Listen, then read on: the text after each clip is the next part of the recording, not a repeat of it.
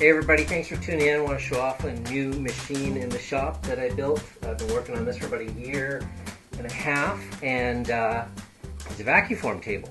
So Vacuform, I've done Vacuforming before with kind of shop vacs and homemade oven technique, but this is kind of like a pro setup. So here we go.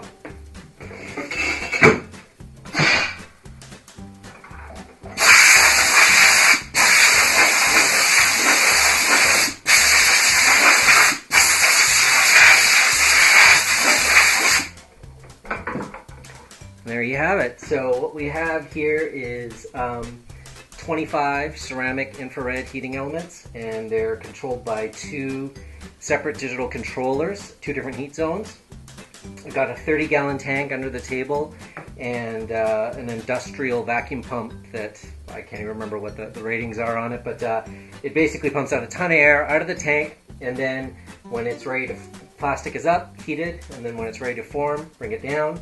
And then you release the air, the air in the tank then fills up, and then it sucks all the air out of the surface of the table, which has a whole bunch of holes drilled into it. And you can spend a ton of money and buy like an industrial vacuforming machine. Most people in their garages and home shops don't really have that kind of funds, or they're not really going to be doing that kind of work or that amount of work with it.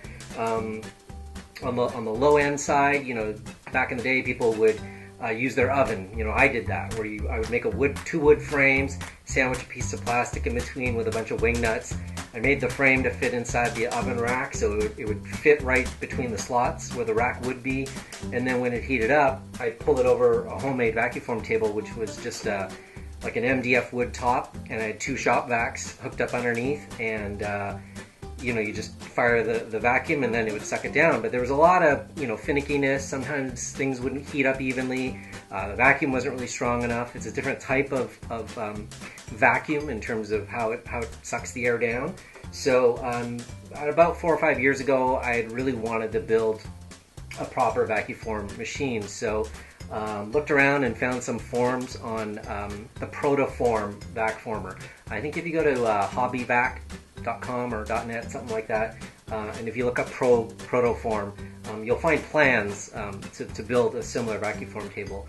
And they sell heating elements too, but I kind of wanted to go a little bit more kind of production savvy with this machine. So instead of using kind of old school nichrome wire, or they sell these sort of fast heat kits, I spent a bit more and invested in it, because I know one of the key things is consistent heat.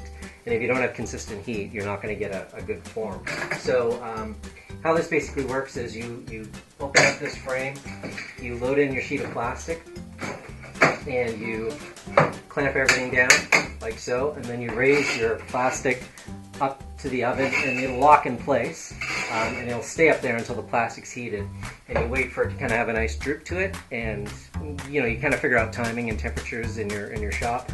And then when it's ready to go, your forms are down here, your molds, and then you bring your plastic down. The plastic goes below the surface of the table. You release the air, and you've got your form. And I was just cooling it down to lock that shape in.